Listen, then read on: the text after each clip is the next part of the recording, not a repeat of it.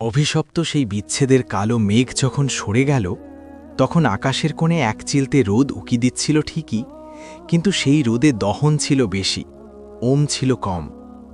দীর্ঘ 5টি বসন্ত পেরিয়ে গেছে, যে পথে কোনো চেনা পায়ের ধুলো পড়েনি। আজ সেই পথেই ধুলো উড়িয়ে ফিরে এলো এক হারানো অতীত।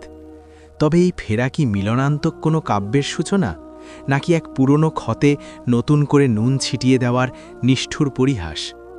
উত্তরপ্রদেশের সেই নিঝুম গ্রামের ধুলোমাখা প্রান্তরে আজ রচিত হতে চলেছে এক অন্যরকম উপাখ্যান, যেখানে ক্ষমতার দম্ভ আর ত্যাগের মহিমা মুখোমুখি দাঁড়িয়ে থমকে যাবে। বন্ধুরা, এটি উত্তরপ্রদেশের বারাণসী থেকে প্রায় 30 কিমি দূরে অবস্থিত একটি ছোট্ট গ্রাম রতনপুরের কাহিনী। দুপুরের প্রখর রোদে চারপাশ ঝিমঝিম করছিল। ঠিক তখনই গ্রাম থেকে দূরে কাঁচা রাস্তায় হঠাৎ ধুলোর ঝড় উঠতে শুরু করল। প্রথমে গ্রামের সাধারণ মানুষ কেউ সেদিকে বিশেষ খেয়াল করেনি, কিন্তু ধীরে ধীরে সেই উড়ন্ত ধুলোর আস্তরণ ভেদ করে একটি গাড়ি স্পষ্ট হতে লাগল। গাড়ির রং ছিল গাঢ় সবুজ এবং তার উপর সগৌরবে উড়ছিল জাতীয় পতাকা। সেটি ছিল একটি সেনাবাহিনীর গাড়ি।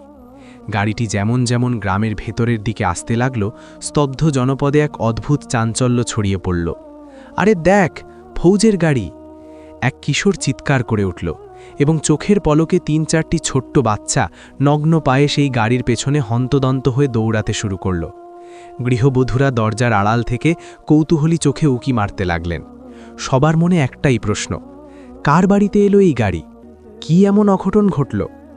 ধীরে ধীরে গাড়িটি পুরো গ্রাম অতিক্রম করে সেই নির্জন কোণের দিকে মোড় নিল, যেখানে সাধারণত কেউ খুব একটা পা বাড়ায় না। সেখানে দাঁড়িয়েছিল এক জরাজীর্ণ ভাঙাচোরা কুঁড়েঘর। সেই ঘরটি সময়ের অমোঘ নিয়মে যেন মাটির দিকে ঝুঁকে পড়েছে। দেয়ালের কাঁচা মাটি খসে খসে পড়ছিল, চালের ছাউনি ছিল অর্ধেক ভাঙা, আর ঠিক সেই ঘরের সামনেই এক ব্যক্তি বসেছিল। তার পায়ে কোনো জুতো ছিল না, সারা শরীর ধুলোবালিতে মাখা এবং ঘামে ভেজা মুখমণ্ডল। সে একাগ্র মনে কাঠ কাটছিল। কুঠারের প্রতিটি আঘাতের সাথে তার দীর্ঘশ্বাস যেন আরও ভারী হয়ে উঠছিল। তবুও সে ক্লান্ত হয়ে থামেনি। সে ছিল অনিমেষ, যার জীবন তার কাছ থেকে একসময় অমূল্য সব কিছু কেড়ে নিয়েছিল, কিন্তু সে তবুও লড়াই করে বেঁচে থাকার জেদ ছাড়েনি। এদিকে সেনার গাড়িটি ধীরে ধীরে এসে ঠিক সেই কুঁড়েঘরটির সামনে এসে স্থির হল। চাকার তলায় উঠতে থাকা ধুলোবালি ধীরে ধীরে থিতিয়ে এলো। এখন পুরো গ্রামবাসীর সন্ধানী নজর সেই গাড়ির ওপরেই নিবদ্ধ ছিল। কিছু উৎসুক মানুষ একটু দূরে দাঁড়িয়ে কৌতূহল নিয়ে দেখতে লাগল। গাড়ির দরজা তখনও বন্ধ ছিল এবং বেশ কিছুক্ষণ কেউ বাইরে বেরিয়ে এলো না। মনে হচ্ছিল ভেতরে বসে থাকা মানুষটি নিজের অবদমিত অতীতের সাথে এক কঠিন যুদ্ধে লিপ্ত হয়েছে। অতঃপর অত্যন্ত ধীর গতিতে দরজাটি খুলল এবং সেখান থেকে এক নারী বেরিয়ে এলেন। তার অঙ্গে ছিল সেনার জাঁকজমকপূর্ণ ইউনিফর্ম, কাঁধে জ্বলজ্বল করছিল মেজরের উজ্জ্বল তারকা। তার চেহারায় ছিল এক পেশাদার কঠোরতা, কিন্তু চোখের গহীনে লুকিয়েছিল এক অসীম যন্ত্রণা। তিনি ছিলেন মেজর শ্রেয়া সিনহা। শ্রেয়া ধীরে ধীরে চারপাশের পরিবেশটা একবার দেখে নিলেন। গ্রামটি আগের মতোই ছিল, সেই একই মাটির গন্ধ, কিন্তু এর মধ্যে তার ব্যক্তিগত জীবন পুরোপুরি বদলে গিয়েছে। তার সন্ধানী দৃষ্টি সরাসরি গিয়ে অনিমেষের ওপর স্থির হল। শ্রেয়ার হৃৎপিণ্ড যেন স্বাভাবিকের চেয়ে দ্রুত গতিতে ধরফর করতে লাগল। দীর্ঘ 5টি বছর পর তিনি সেই মানুষটির ঠিক সামনে দাঁড়িয়েছিলেন, যাকে তিনি নিজের হাতে একদিন হারিয়ে ফেলেছিলেন। তিনি অত্যন্ত ধীর পদে এক পা এগিয়ে গেলেন, কিন্তু তার পা যেন পাথরের মতো ভারী হয়ে আসছিল। প্রতিটি পদক্ষেপ তাকে নিজের করা পুরনো ভুলের কথা তীব্রভাবে মনে করিয়ে দিচ্ছিল। অনিমেষ তখনও তার দিকে ফিরে তাকায়নি। সে নিজের কাজে মগ্ন ছিল, যেন পৃথিবীর অন্য কোনো কিছুর সাথে তার আর কোনো সম্পর্ক অবশিষ্ট নেই। শ্রেয়া বেশ কিছুক্ষণ স্তব্ধ হয়ে অনিমেষের দিকে তাকিয়ে রইলেন এবং তার চোখ জলে টলমল করে উঠল। তারপর তিনি সর্বশক্তি দিয়ে নিজের ভেতর সাহস সঞ্চয় করলেন। অনিমেষ? তার কণ্ঠস্বর অত্যন্ত ক্ষীণ ছিল, কিন্তু সেই কবরের মতো নিস্তব্ধতায় তা অত্যন্ত স্পষ্টভাবে কানে এলো। অনিমেষের হাতের কাজ তৎক্ষণাৎ থেমে গেল। হাতের কুঠারটি শূন্যে স্থির হয়ে রইল। সে অত্যন্ত ধীর গতিতে নিজের মাথা তুলল এবং সামনের দিকে তাকাল। বিস্ময়ে তার চোখের মণি প্রসারিত হয়ে গেল। শ্রেয়া! তার কণ্ঠস্বর থরথর করে কাঁপছিল, কিছু মুহূর্তের জন্য দুজন দুজনাকে অপলক দৃষ্টিতে দেখতে থাকল। মনে হলো যেন মহাকালের চাকা মুহূর্তের জন্য থমকে দাঁড়িয়েছে। শ্রেয়ার দুগাল বেয়ে জল গড়িয়ে পড়ল। হ্যাঁ আমি, তার গলা কান্নায় বুজে এলো। অনিমেষ ধীরে ধীরে নিজের জায়গা থেকে উঠে দাঁড়ালো। সে শ্রেয়াকে আপাদমস্তক একবার পরখ করে দেখল। সেই সেনার রাজকীয় ইউনিফর্ম, মেজরের স্টার। তারপর তার স্থির দৃষ্টি শ্রেয়ার মুখের ওপর গিয়ে আটকে গেল। তুমি হঠাৎ এখানে কেন? সে অত্যন্ত শীতল ও নির্লিপ্ত স্বরে প্রশ্ন করল। শ্রেয়া একটি গভীর দীর্ঘশ্বাস ফেললেন। অনিমেষ, আমি তোমার সাথে কিছু জরুরি কথা বলতে এসেছি। অনিমেষের ঠোঁটের কোণে একটি ক্ষীণ হাসি ফুটে উঠল, কিন্তু সেই হাসিতে কোনো আনন্দ ছিল না, ছিল শুধু বিষাদ। এখন আর নতুন করে কি কথা বলা বাকি আছে আমাদের মাঝে? শ্রেয়া কিছুক্ষণের জন্য নির্বাক হয়ে রইলেন। তারপর অতি ধীরে বললেন, আমার সাথে আবার ফিরে চলো। এই কথাগুলো যেন বিকেলের শান্ত বাতাসে তীরের মতো বিঁধে গেল। কৌতূহলী গ্রামবাসীরা এখন আরও কাছে এগিয়ে এলো। সবার উৎসুক নজর এখন ওই দুজনের নাটকের ওপর। অনিমেষ কয়েক মুহূর্ত তার চোখের দিকে তাকিয়ে রইল, তারপর একটি তিক্ত হাসি হাসল। ফিরে যাব? কিন্তু কোথায় ফিরে যাব? সেই পুরনো জীবনে, যেখান থেকে তুমি আমায় মাঝপথে ফেলে দিয়ে চলে গিয়েছিলে? শ্রেয়া নিজের অপরাধ বোধে মাথা নিচু করলেন। আমি সব কিছু আবার আগের মতো ঠিক করে দিতে চাই। অনিমেষের কণ্ঠস্বর এবার ভারী ও গম্ভীর হয়ে উঠল। ঠিক করতে চাও? 5 বছর পার হয়ে গেছে শ্রেয়া। দীর্ঘ 5 বছর পর আজ হঠাৎ তোমার সব মনে পড়ল? চারপাশ নিস্তব্ধতায় ছেয়ে গেল। ঠিক তখনই কুড়েঘরের ভেতর থেকে এক অবোধ শিশুর কণ্ঠ ভেসে এলো। বাবা! দুজনেই চমকে উঠে সেদিকে তাকালেন। একটি ছোট শিশু, যার পায়ে জুতো নেই, সারা গায়ে মাটি মাখা অবস্থায় দৌড়ে ঘর থেকে বেরিয়ে এলো। বাবা, দেখো আমি কি এনেছি! সে সোজাসুজি দৌড়ে অনিমেষের কাছে চলে এলো। অনিমেষের কঠোর মুখভঙ্গি নিমেষেই কোমল হয়ে গেল এবং সে শিশুটিকে আদরে কোলে তুলে নিল। কি বানিয়েছ তুমি? শিশুটি খিলখিল করে হাসতে লাগল। শ্রেয়া তখন এক জীবন্ত পাথরের মূর্তির মতো দাঁড়িয়েছিলেন। তার তীক্ষ্ণ নজর সেই অবোধ শিশুটির ওপর আটকে গেল। বাবা! এই শব্দটি শ্রেয়ার হৃৎপিণ্ডের গভীরে তীরের মতো বিঁধল। তার শ্বাসপ্রশ্বাস দ্রুত হতে লাগল। অনিমেষ, এই বাচ্চাটি কে? তার গলা কাঁপছিল। অনিমেষ শ্রেয়ার দিকে কটাক্ষ করে তাকালো এবং এইবার তার চোখে ছিল এক অদ্ভুত কঠোরতা। তাতে তোমার কি যায় আসে? শ্রেয়ার হৃদয় যেন কাঁচের মতো চূর্ণ বিচূর্ণ হয়ে গেল। আমার অনেক কিছু যায় আসে। আমি সত্যিটা জানতে চাই। অনিমেষ কয়েক মুহূর্ত মৌন রইল। তারপর সেই শিশুটিকে কোলে করে নিচে নামালো। সোনা, তুমি একটু ভেতরে যাও তো। শিশুটি বাধ্য ছেলের মতো ধীরে ধীরে ঘরের ভেতরে চলে গেল। এখন সেখানে শুধু এক আদিম নিস্তব্ধতা এবং সেই দুই মানুষ, যারা একসময়ে পরস্পরের পরিপূরক ছিল। সত্যিটা জানতে চাও তো? অনিমেষ জিজ্ঞেস করল। শ্রেয়া কাল বিলম্ব না করে মাথা নাড়লেন। হ্যাঁ। অনিমেষ একটি প্রলম্বিত দীর্ঘশ্বাস নিল। তার কণ্ঠস্বর বেদনায় ভারী হয়ে এলো। তবে শোনো, কিন্তু সেই সত্য শোনার আগে তোমাকে সেই সব স্মৃতি মনে করতে হবে যা তুমি নিজের সুবিধা মতো ভুলে গিয়েছ। শ্রেয়ার বুক ধরফর করতে শুরু করল এবং সেই মুহূর্তেই তার মানসপটে অতীতের ধূসর ছবিগুলো উজ্জ্বল হয়ে ভেসে উঠতে লাগল। কয়েক বছর আগে এই রতনপুর গ্রামেরই এক স্নিগ্ধ সকালের দৃশ্য, যেখানে প্রতিটি দিন শুরু হতো গ্রাম্য সরলতায়। মাটির লেপা উঠান, উনুনের ধোঁয়া আর সাধারণ মানুষের অকৃত্রিম হাসি। সেই গ্রামেই বাস করত অনিমেষ। অতি সাধারণ, অল্প শিক্ষিত, কিন্তু হৃদয়ের দিক থেকে এক স্বচ্ছ মানুষ। তার জীবনের পরিধি খুব একটা বড় ছিল না, কিন্তু তার লালিত স্বপ্নগুলো ছিল আকাশ ছোঁয়া। আর সেই সমস্ত স্বপ্নের মূল কেন্দ্রে ছিল শ্রেয়া। শ্রেয়া ছিলেন একজন সুশিক্ষিত ও বুদ্ধিমতী মহিলা, যার দু চোখে জীবনে কিছু বড় হওয়ার স্বপ্ন সব সময় খেলা করত। তাদের দুজনের প্রথম পরিচয় হয়েছিল একটি শহরের কোচিং সেন্টারে। শুরুতে সেই পরিচয় ছিল কেবল পড়াশোনার আলোচনা পর্যন্ত, কিন্তু সময়ের পরিক্রমায় তার রূপ নিল বন্ধুত্বে এবং পরিশেষে গভীর ভালোবাসায়। তুমি জীবনে অনেক বড় হবে এবং অনেক দূরে এগিয়ে যাবে, অনিমেষ প্রায়ই তাকে উৎসাহ দিয়ে বলতো। আর তুমি আমার সাথে ছায়ার মতো থাকবে তো? শ্রেয়া সহাস্যে প্রশ্ন করতেন। চিরকাল থাকব, অনিমেষ এক মুহূর্ত দ্বিধা না করে জবাব দিত। অতঃপর তারা ঘর বাঁধলেন। একটি ছোট সংসার, সঞ্চয় ছিল সামান্য, কিন্তু মন ভরা ছিল অঢেল মায়ায়। বিয়ের পরেও শ্রেয়া নিজের লক্ষ্যে অটুট ছিলেন এবং তিনি পড়াশোনা চালিয়ে যেতে চেয়েছিলেন। আর অনিমেষ, সে নির্দ্বিধায় নিজেকে নেপথ্যে সরিয়ে নিল। তুমি শুধু তোমার লক্ষ্যে পড়াশোনা করো, ঘর সংসার আর বাইরের সব আমি এক হাতে সামলে নেব। অনিমেষ দিনরাত হাড় ভাঙা খাটুনি খাটত, কখনো দিনমজুরি, আবার কখনো ছোটখাটো কাজ। অনেক সময় নিজের মুখে খাবার জোটেনি, তবুও সে শ্রেয়ার জন্য নতুন বই বা খাতার অভাব হতে দেয়নি। দিন গড়িয়ে মাস এবং মাস গড়িয়ে বছর কাটতে লাগল। শ্রেয়ার কঠোর পরিশ্রম অবশেষে সার্থকতা পেল এবং সেই কাঙ্ক্ষিত দিনটি এলো। শ্রেয়া সিনহা সেনাবাহিনীতে উচ্চ পদে মনোনীত হলেন। পুরো রতনপুর গ্রামে সেদিন খুশির বন্যা বয়ে গিয়েছিল। অনিমেষের দুচোখ সেদিন পরম তৃপ্তির অশ্রুতে ভরে গিয়েছিল। দেখেছ, আমি বলেছিলাম না যে তুমি পারবে? কিন্তু ঠিক এই সাফল্যের চূড়া থেকেই সবকিছু বদলে যেতে শুরু করল। নতুন উর্দি, নতুন দাপুটে পরিচয়, আর এক চাকচিক্যময় নতুন পৃথিবী। সব মিলিয়ে শ্রেয়া ধীরে ধীরে পাল্টে যেতে শুরু করলেন। তার কথার ধরন ও আচার ব্যবহার সব বদলে গেল। অনিমেষ, তুমি কিছুতেই বোঝো না, এখন আমার জগৎটা সম্পূর্ণ আলাদা। শ্রেয়া প্রায়ই বিরক্তি প্রকাশ করতেন। অনিমেষ নিরুপায় হয়ে চুপ করে থাকত। সে কিছুতেই মেলাতে পারছিল না যে মেয়েটি একদিন তার সাথে ছোট ছোট স্বপ্ন বুনত, সে আজ কেন এত যোজন যোজন দূরে চলে গেল। আর এই পরিবর্তনের নেপথ্যে ছিল শ্রেয়ার বাবা বিজয় সিংহ, যিনি এই বিয়ে কোনোদিনই মেনে নিতে পারেননি। একজন সাধারণ মজুরের সাথে ঘর করা? তুমি এখন সরকারের উচ্চপদস্থ অফিসার, তোমার উঠবস হওয়া উচিত অভিজাত মানুষদের সাথে।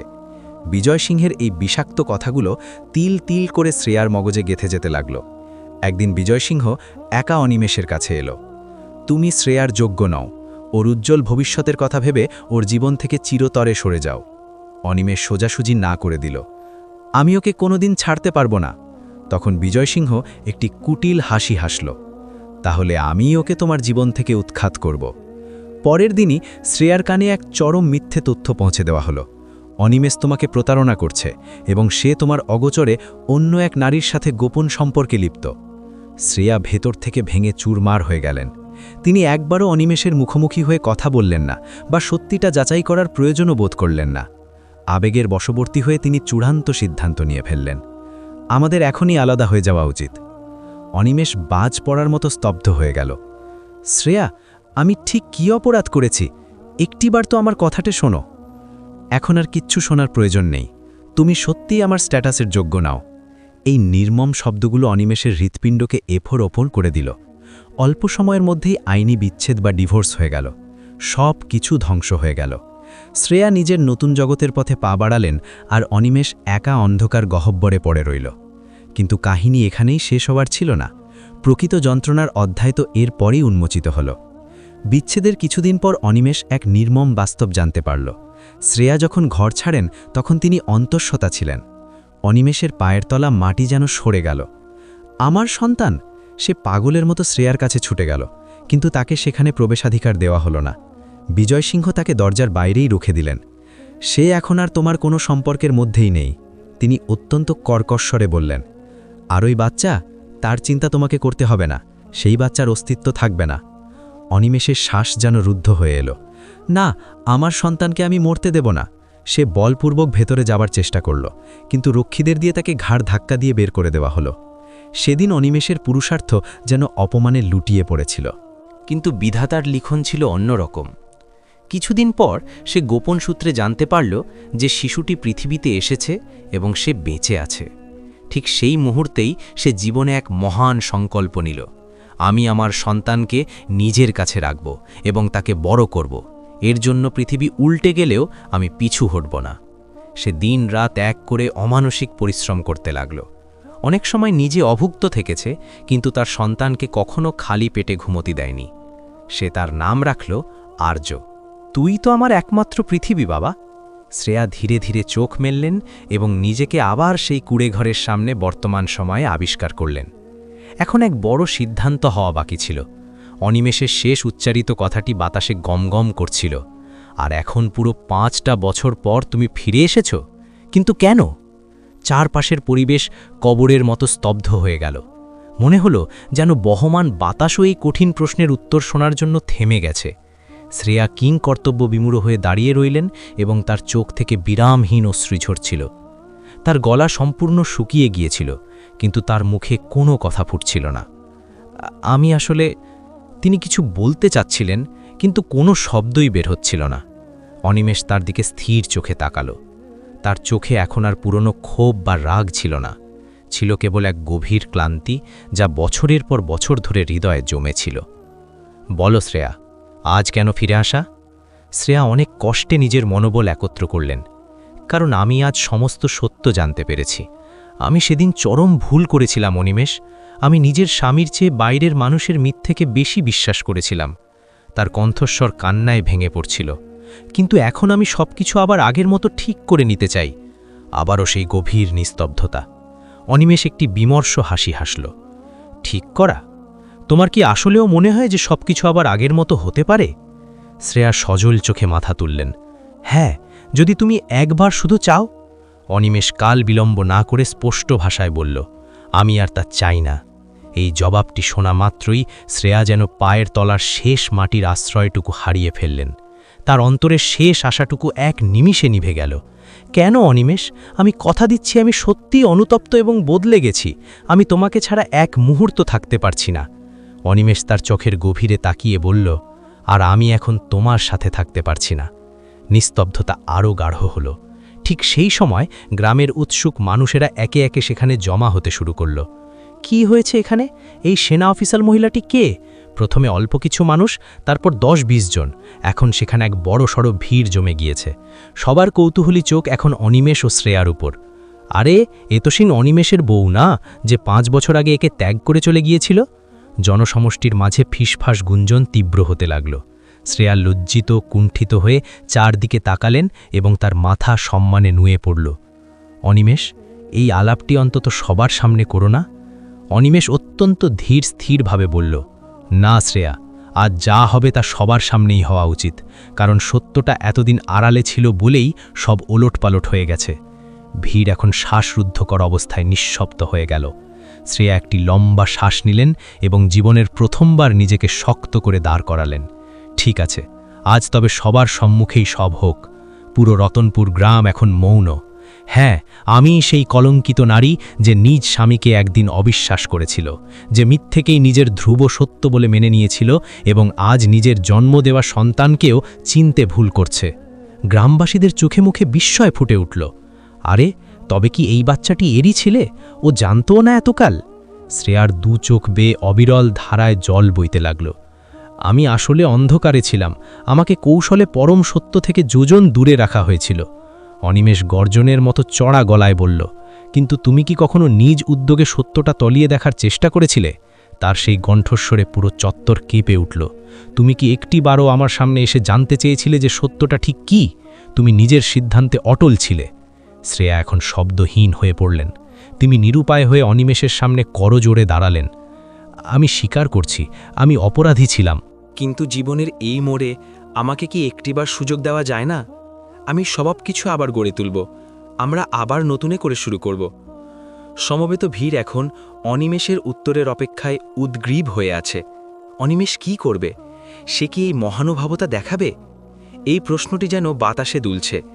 ঠিক তখনই কুঁড়েঘরের ভেতর থেকে আর্য দৌড়ে বাইরে বেরিয়ে এলো। বাবা!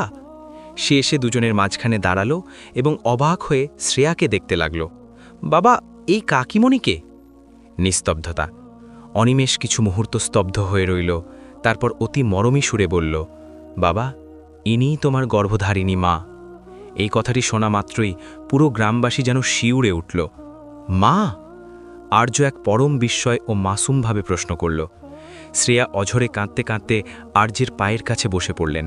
হ্যাঁ সোনা, আমিই তোমার অভাগী মা। আর্য ধীরে ধীরে তার হাত ধরল। মা! শুধু এই একটি ডাক শ্রেয়াকে ভেতর থেকে ওলটপালট করে দিল। তিনি তার ছেলেকে দুহাতে বুকে জাপটে ধরলেন। আমার সোনা, আমার ধন।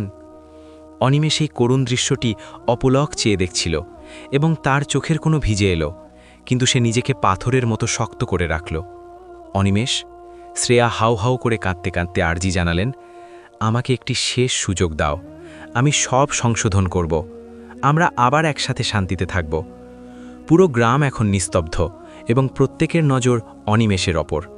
অনিমেষ একবার তার সন্তানের দিকে তাকালো, আর একবার শ্রেয়ার দিকে। তার সামনে এখন জীবনের দুটি ভিন্ন পথ, অতীতের ক্ষত নিয়ে বাঁচা অথবা এক ভঙ্গুর সত্যকে মেনে নেওয়া। বাতাসের বেগ কমে এলো এবং সময় যেন এক বিন্দুতে থমকে গেল। অনিমেষ! শ্রেয়া অন্তিমবার ডাকলেন, তুমি তুমি কি সত্যি আমাদের সাথে যাবে না? ভীর পুরোপুরি স্তব্ধ। অনিমেষ ধীরে ধীরে নিজের চোখ জোড়া বন্ধ করল। বিগত 5 বছরের অসীম যন্ত্রণা, অসহ্য একাকিত্ব আর নিজের সাথে নিজের জীবনযুদ্ধের প্রতিটি ছবি তার চোখের সামনে দিয়ে বয়ে গেল।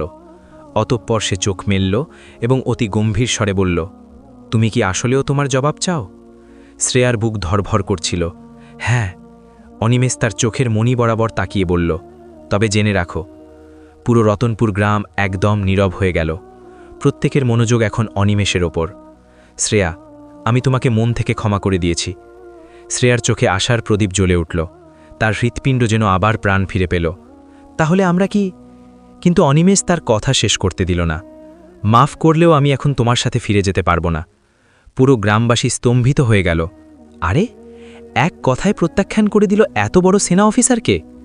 চারদিকে ফিসফাস শুরু হলো। শ্রেয়া এক নিমিষে যেন জীবন্ত পাথর হয়ে গেলেন। তার দুচোচে সেই আশার আলো এক মুহূর্তে নিভে ছাই হয়ে গেল। কেন অনিমেষ? তার কণ্ঠস্বর কান্নায় রুদ্ধ হয়ে আসছিল। অনিমেষের স্বর এখন ছিল ইস্পাতের মতো দৃঢ়। কারণ যেদিন তুমি আমায় একা ফেলে চলে গিয়েছিলে, সেদিনই আমাদের মাঝের সেই পুরনো অনিমেষ মারা গিয়েছিল। যে মানুষটি তোমাকে প্রাণ দিয়ে ভালোবাসত, সে আজ আর ইহজগতে নেই। শ্রেয়া অঝরে কাঁদতে লাগলেন। কিন্তু আমি তো ফিরে এসেছি। আমি সব ঠিক করতে চাইছি। অনিমেষ মাথা নেড়ে বলল, পৃথিবীতে সব কিছু ঠিক হয় না শ্রেয়া। কিছু কষ্টের সাথেই মানুষকে সারা জীবন কাটিয়ে দিতে হয়। এক অদ্ভুত নিস্তব্ধতা গ্রাস করল রতনপুরকে। আমি পুনরায় আর ভেঙে চুরমার হতে চাই না শ্রেয়া। কাঁচ একবার ভাঙলে তার জোড়া লাগানো যায় না। শ্রেয়া ধীরে ধীরে মাটিতে লুটিয়ে পড়লেন। তার চেনা পৃথিবী যেন মুহূর্তের মধ্যে বিলীন হয়ে গেল। তবে আজ আমাদের মাঝে আর কি অবশিষ্ট রইল? অনিমেষ তার ছেলের দিকে পরম মমতায় তাকালো। এখন শুধু এক কঠিন সত্য বেঁচে আছে। আর আমাদের মাঝে যে সম্পর্কটি আজ থেকে শুরু হলো, তা হলো কেবল আর্যের মা এবং বাবার সম্পর্ক। আমাদের স্বামী স্ত্রীর পুরনো কোনো অধ্যায় আর বেঁচে নেই। ভিড়ে তখন পিনপতন নীরবতা। কেউ একটি কথাও উচ্চবাচ্য করল না। কিন্তু ঠিক সেই মুহূর্তে শ্রেয়া নিজের গালের অশ্রু মুছে ধীরে ধীরে উঠে দাঁড়ালেন। তার চোখে কষ্ট ছিল ঠিকই, কিন্তু তার ভেতরে এক নতুন সংকল্পের কঠোরতাও ফুটে উঠল। আর একটি কথা, শ্রেয়ার কণ্ঠস্বর বাতাসে প্রতিধ্বনিত হল। সবার দৃষ্টি এখন তার দিকে। আজ আর কোনো সত্য গোপন থাকবে না। শ্রেয়া তার পকেট থেকে নিজের মোবাইলটি বের করলেন। যে কুৎসিত মিথ্যে আর ষড়যন্ত্র আমার সোনার সংসার ছারখার করে দিয়েছে, আজ সেই পাপের মুখোশ সবার সামনে খুলে দেওয়া হবে। তিনি একটি অডিও রেকর্ডিং চালু করলেন এবং সেখান থেকে এক পরিচিত গলার কণ্ঠস্বর ভেসে এলো। যদি ওই অনিমেষ আমার রাস্তার কাঁটা হয়ে দাঁড়ায়, তবে আমি শ্রেয়াকে তার বিরুদ্ধে এমন বিষ দেব যে সে কোনোদিন ওর মুখ দেখবে না। পুরো গ্রাম যেন বজ্রাহত হয়ে স্তব্ধ হয়ে গেল। এই কণ্ঠস্বর তো বিজয় সিংহের। শ্রেয়ার চোখ দিয়ে বিরামহীন জল ঝরছিল। হ্যাঁ, এটি আমার জন্মদাতা পিতার কণ্ঠস্বর। তিনি জঘন্য মিথ্যা বলেছেন। তিনি নিজের কন্যার সুখের নীড় নিজের হাতে জ্বালিয়ে দিয়েছেন। তিনি আমাকে সত্যের আলো থেকে সরিয়ে এক ঘন অন্ধকার গলিতে নিয়ে গিয়েছিলেন। গ্রামবাসীরা চরম বিস্ময়ে শিউরে উঠল। এক বাবা হয়ে নিজের মেয়ের ঘর এভাবে কেউ ধ্বংস করতে পারে? কি জঘন্য অন্যায়! শ্রেয়ার কণ্ঠস্বর এখন আরও বেশি শক্তিশালী হল। আজ আমি এই ভরা মজলিসে দাঁড়িয়ে ঘোষণা করছি, যে পিতার নামে আমি এতদিন গর্ববোধ করতাম, আজ থেকে আমি সেই বিজয় সিংহের সমস্ত নাম ও পরিচয় চিরতরে ত্যাগ করছি। পুরো গ্রামবাসী কিংকর্তব্য বিমূঢ়। আজ থেকে আমি কেবল শ্রেয়া, কোনো উঁচু বংশের পরিচয় নয়, কোনো মিথ্যে দম্ভ নয়। আমি কেবল নিজের ভুল থেকে শিক্ষা নেওয়া এক অনুতপ্ত মানুষ। অনিমেষও এই সত্য শুনে কয়েক মুহূর্ত নির্বাক হয়ে রইল। তার চোখে প্রথমবার এক পরম করুণা ও মমতার ছায়া ফুটে উঠল। শ্রেয়া অনিমেষের দিকে ফিরলেন। অনিমেষ, আমি তোমার কাছে আজ আর কিছুই ভিক্ষা করছি না। না তোমার ভালোবাসা, আর না তোমার সাথে ঘর করার অধিকার। শুধু একটি প্রার্থনা, আমাকে আমার নিজের ছেলের মা হওয়ার একটি ক্ষুদ্র সুযোগ দাও। নিস্তব্ধতা। পুরো গ্রামবাসীর নজর এখন অনিমেষের চূড়ান্ত সিদ্ধান্তের ওপর। অনিমেষ তার ছেলের দিকে তাকালো। আর্য অতি মাসুমভাবে দুজনকে পর্যবেক্ষণ করছিল। বাবা, মা কি আমাদের বাড়িতে থাকবে না? আর্যের এই নিষ্পাপ প্রশ্নটি যেন উপস্থিত সবার হৃদয়ে এক গভীর রেখাপাত করল। অনিমেষ একটি প্রলম্বিত দীর্ঘশ্বাস নিল। তারপর অতি ধীর লয় বলল, সোনা, উনি তোমার মা, তার পূর্ণ অধিকার আছে তোমার ওপর। তিনি যখন খুশি তোমার সাথে দেখা করতে পারবেন এবং তোমার দেখভাল করতে পারবেন। কিন্তু শ্রেয়ার হৃৎপিণ্ড যেন থমকে গেল। আমাদের মধ্যে এখন কেবল একটি স্বচ্ছ সম্পর্ক টিকে থাকবে, তা হল মা এবং বাবার। আমাদের সেই পুরনো দাম্পত্য জীবনের গল্পটি আর কোনোদিন ফিরে আসবে না। শ্রেয়ার দুচোখ আবার প্লাবিত হল, কিন্তু এইবার তিনি শান্তভাবে মাথা নিচু করে সেই কঠিন বাস্তব মেনে নিলেন। আমি স্বীকার করছি, আমি যা আমূল হারিয়ে ফেলেছি তার কোনোদিন খুঁজে পাব না। তবে যেটুকু অবশিষ্ট আছে আমি আমার সমস্ত সত্তা দিয়ে তা রক্ষা করব। অনিমেষ আর কিছু বলল না, কেবল পরম স্নেহে আর্যের চুলে আমূল বুলিয়ে দিল। কয়েক মুহূর্ত তারা তিনজন সেখানে নিষ্পন্দ ও নিঃশব্দ দাঁড়িয়ে রইল। অতঃপর শ্রেয়া অত্যন্ত মমতার সাথে আর্যের হাতটি ধরলেন। তিনি অনিমেষের দিকে করুণ নয়নে তাকালেন। অনিমেষ, আমি ওকে তোমার কোল থেকে ছিনিয়ে নিয়ে যাচ্ছি না, আমি কেবল ওকে মায়ের ভালোবাসা দিতে নিয়ে যাচ্ছি। অনিমেষ তার চোখ দুটো বন্ধ করল এবং ধীর গতিতে মাথা নাড়ল। ওর খেয়াল রেখো শ্রেয়া, আর্যই আমার পৃথিবীর সমস্তটুকু জুড়ে আছে। শ্রেয়ার চোখের জল গড়িয়ে পড়ল। এখন আমারও তাই। আর্য অনিমেষের হাত ছেড়ে দিয়ে শ্রেয়ার হাত ধরল এবং তার সাথে হাঁটতে শুরু করল। উপস্থিত গ্রামবাসীরা স্বয়ংক্রিয়ভাবে তাদের যাওয়ার পথ ছেড়ে দিল। সবার চোখে এক গভীর নিস্তব্ধতা আর বিষাদ খেলা করছিল।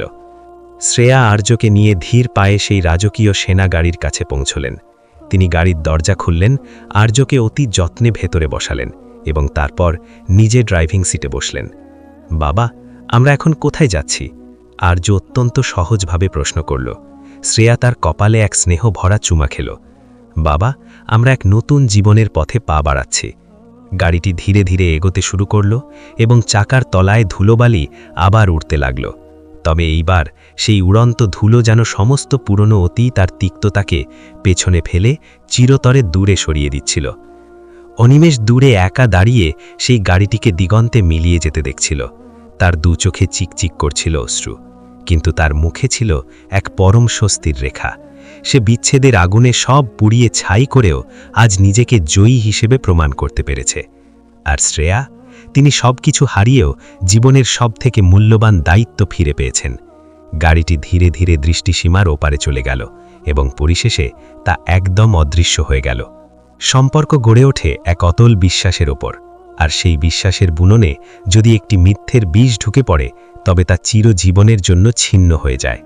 মাঝে মাঝে প্রকৃত ভালোবাসা আর ঘর বাঁধার গর্ব হয়ে ফেরে না, তা ফিরে আসে এক অতীব মহান দায়িত্ব হয়ে। যদি এই হৃদয় বিদারক উপাখ্যানটি আপনার মনকে আর্দ্র করে থাকে তাহলে আমাদের এই ভিডিওটি অবশ্যই লাইক করবেন। আদনান বয়েস চ্যানেলটিকে সাবস্ক্রাইব করতে ভুলবেন না। কমেন্ট বক্সে অবশ্যই আপনার মূল্যবান মতামত জানাবেন। অনিমেষের এই কঠিন সিদ্ধান্তটি কি আপনার দৃষ্টিতে সঠিক ছিল? ভিডিওটি আপনার প্রিয়জনদের সাথেও শেয়ার করুন। ধন্যবাদ।